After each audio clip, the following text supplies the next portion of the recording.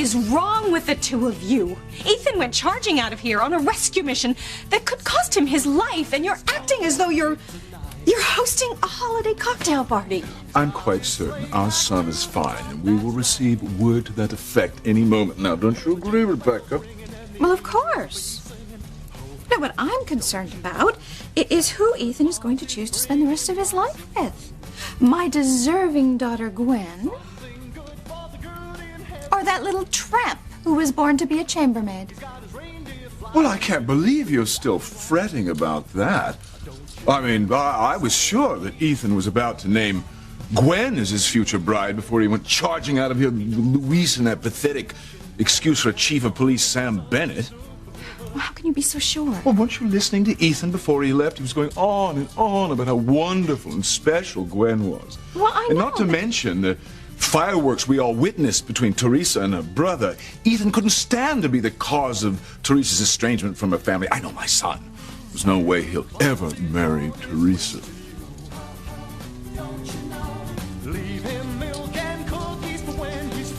Now, ladies, I won't take no for an answer. Join me in a celebratory toast to the imminent union of Ethan and Gwen. Isn't that a bit premature, Julian? Oh, but then, why should that surprise me? No, dear, I would say it's a fait accompli.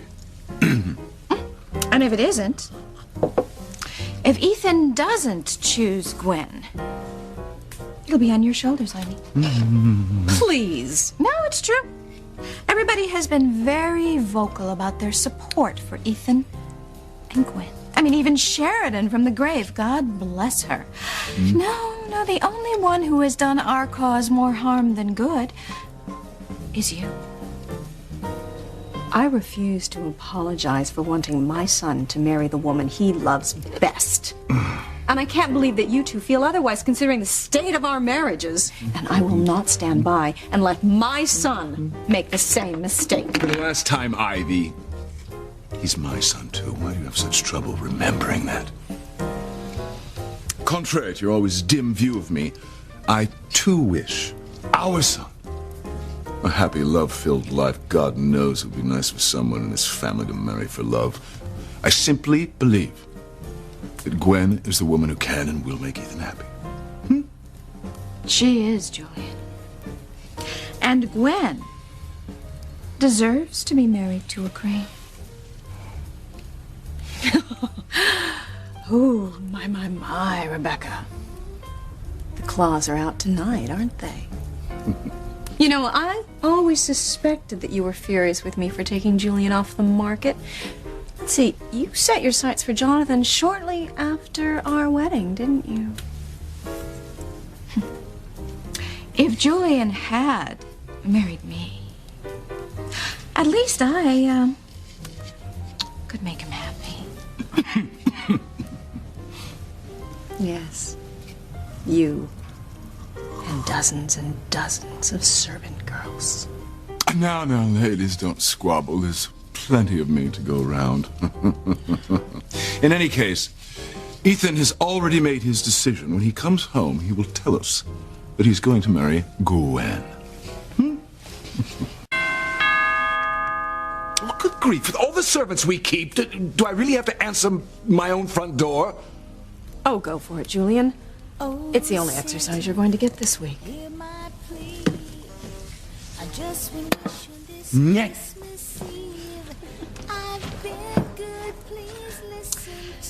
In answer to your question, Ivy, nothing you would do would surprise me.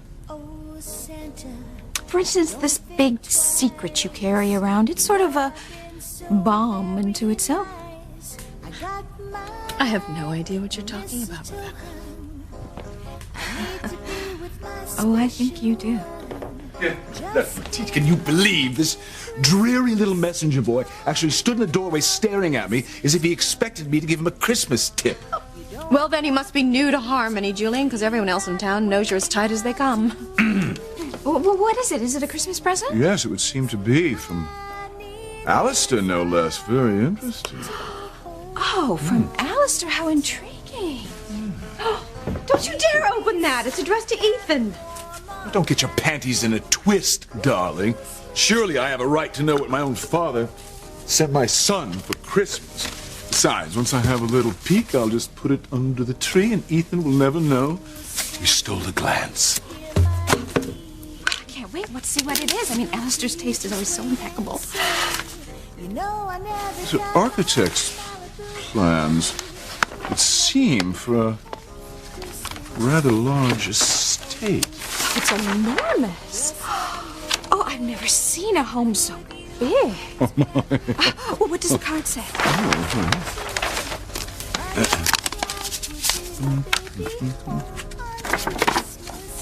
Ah, Merry Christmas to my dear grandson, Ethan, blah, blah, blah, blah. This is a property I've been hanging on to for years. Took the liberty of having plans for a home drawn up for you and your intended bride, who I'm sure will be Gwen. Did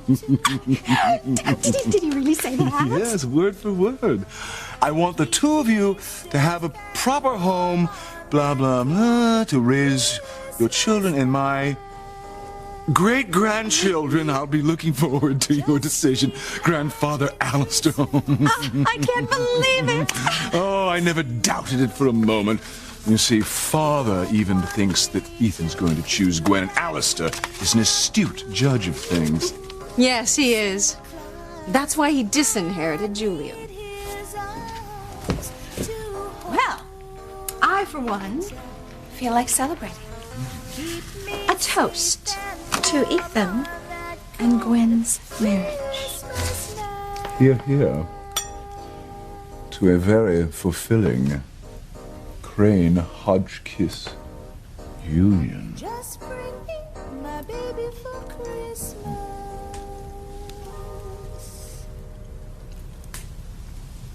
There you go again, Julian, counting your chickens. Oh, Ivy, stop being such a downer. It's extremely tiresome. Like it or not, Ethan has already come to the realization that Gwen is the appropriate choice for himself and his family.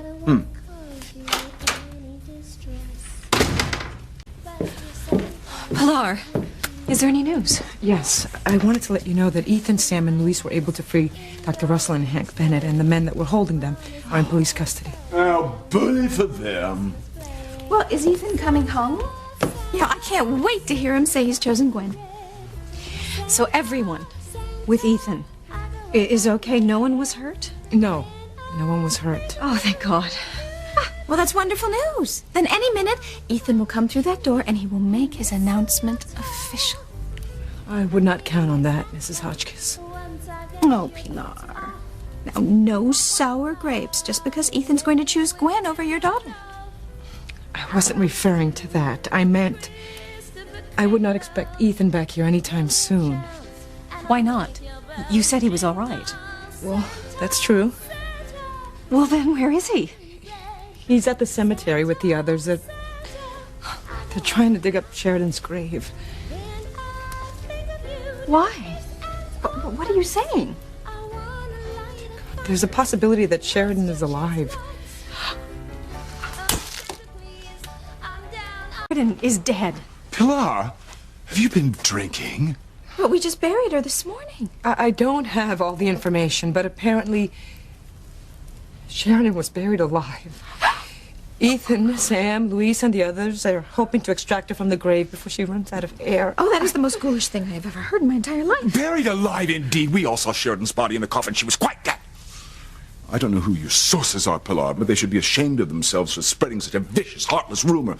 Especially at this time of year. Why don't I put on some more carols and we'll continue to trim the tree. What? Well, what if it's true, Julian? I mean, why would someone make up a story like this? I have no idea, but I, for one, am going to pretend that we never heard such trash. Us, Bing Crosby, up to do the trick. Another eggnog, Becky. You are a despicable human being, Julian. This is your own sister we are talking about. If there is 1 in a million chance that she might be alive... Then I would be the first to clap my hand and sing Glory Hallelujah. I would even buy her a Christmas present and put it under ye old Tannenbaum. Oh, you're just one hell of a guy, Julian. Thank you, my dear. Julian, You know, it might be very helpful if your sister was alive. I mean, she would insist that Ethan go with Gwen, and, well, Ethan would be so happy to see her, he would never go against her wishes. Good thinking, my dear. You two grow more disgusting by the minute. Each to his own, Ivy. In any case, we shall soon learn if there's an iota of truth to Pilar's outlandish report. In the meantime, why don't you make yourself useful? Maybe hang some mistletoe around here. Who knows? Maybe I'll get lucky tonight.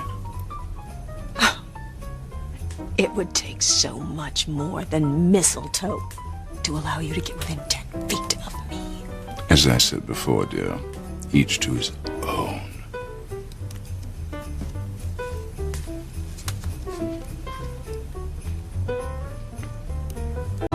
Do you really think that there's a possibility that Sheridan was alive when she was married? I don't know. I'm only telling you what I heard, but it must be true. God, that poor girl. I just can't even imagine how terrified she must be. I just pray she's still alive. Not only for her sake, but if Luis loses her a second time. Luis really cares for Sheridan, doesn't he? Well, he hasn't said the words, but I believe he loves her. Well, thank God that Ethan and his father are safe. I don't know what I'd do if anything happened to them. Why would Ivy be worried about Ethan's father? Julian's right here.